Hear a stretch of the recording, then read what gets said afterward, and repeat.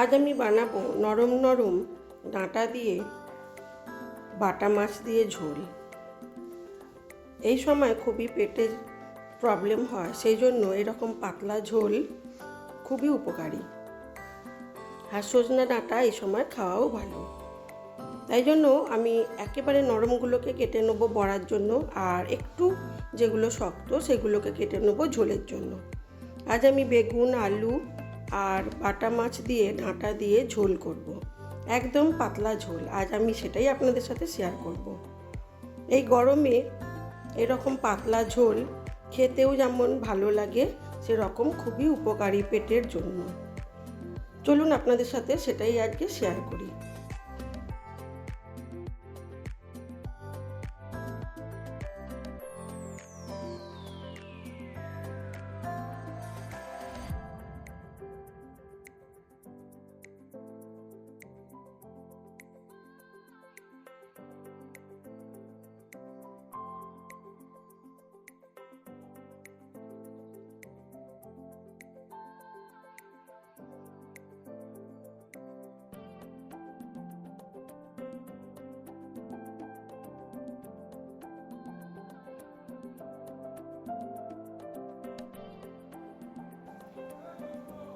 এবারে বাটা মাছগুলোকে ভালো করে ধুয়ে নুন আর হলুদ মাখিয়ে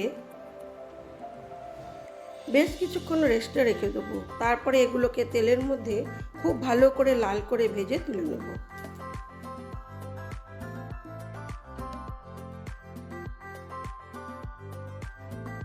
মাছে নুন হলুদ মাখানো হয়ে গেছে, সবজিগুলো কেটে নিয়েছি। আর আমি এটা আদা ও কাঁচা লঙ্কা দিয়ে করব।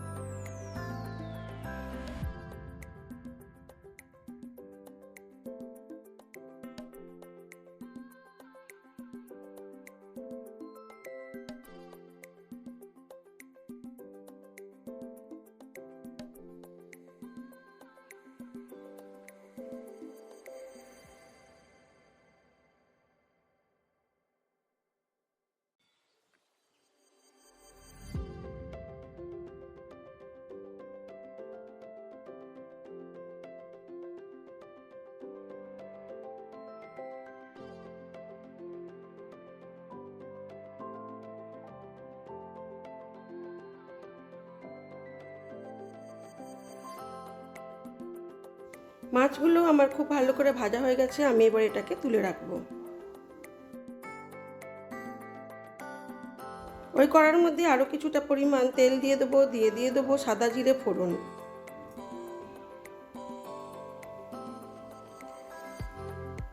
ফোড়নগুলো দিয়ে একটু নাড়াচাড়া করে নিয়ে দিয়ে দিলাম পেঁয়াজ কুচিটা। পেঁয়াজটাকে নুন দিয়ে ভালো করে ভেজে নেব।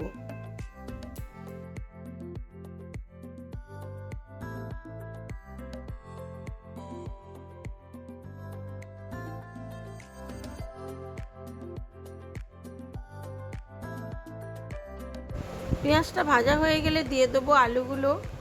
আলুটাকেও হালকা নাড়াচাড়া করে নেব।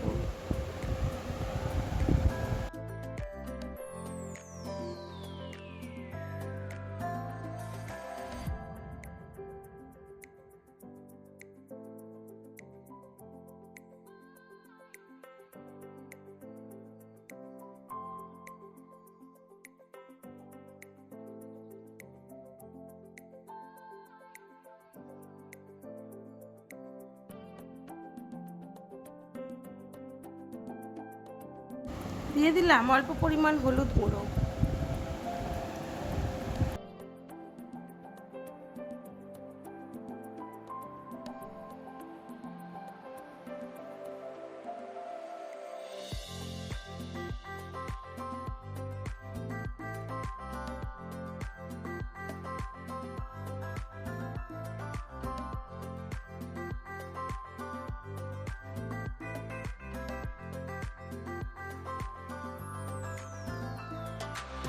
দিয়ে দিলাম টমেটো কেটে রাখা, আর দিলাম আদা কাঁচা লঙ্কা বাটা।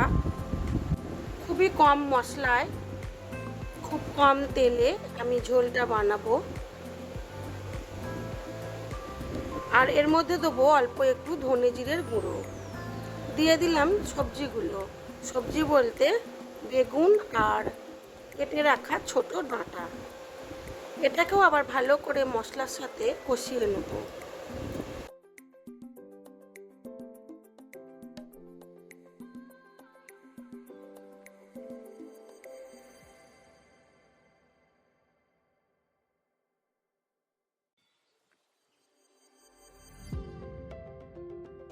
কম তেল মশলায় হলেও ঢাকা চাপা দিয়ে কম আঁচে এটাকে কষিয়ে করলে খেতে বেশ ভালোই হয়।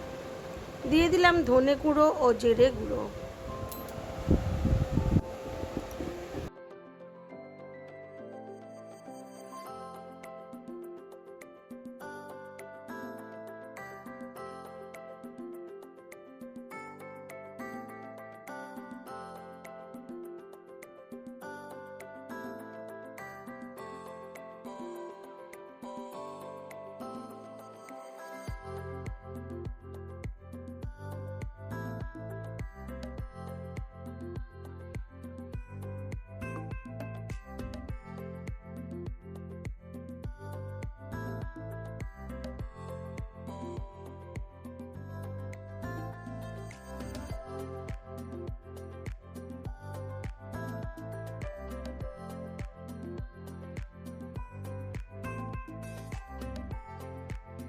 সময় ধরে ঢাকা চাপা দিয়ে দিয়ে মশলার সাথে সবজিগুলোকে খুব ভালো করে কষিয়ে নিয়ে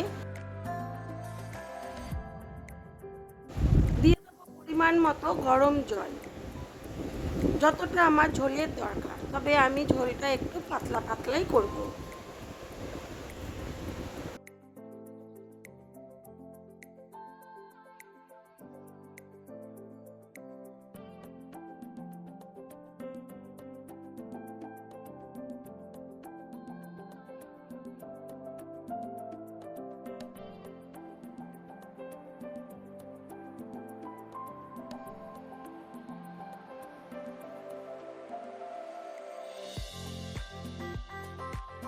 দিয়ে দিলাম মতো গরম জল। এইবারে এটাকে ঢাকা চাপা দিয়ে আরও কিছুক্ষণ ফুটতে দেব।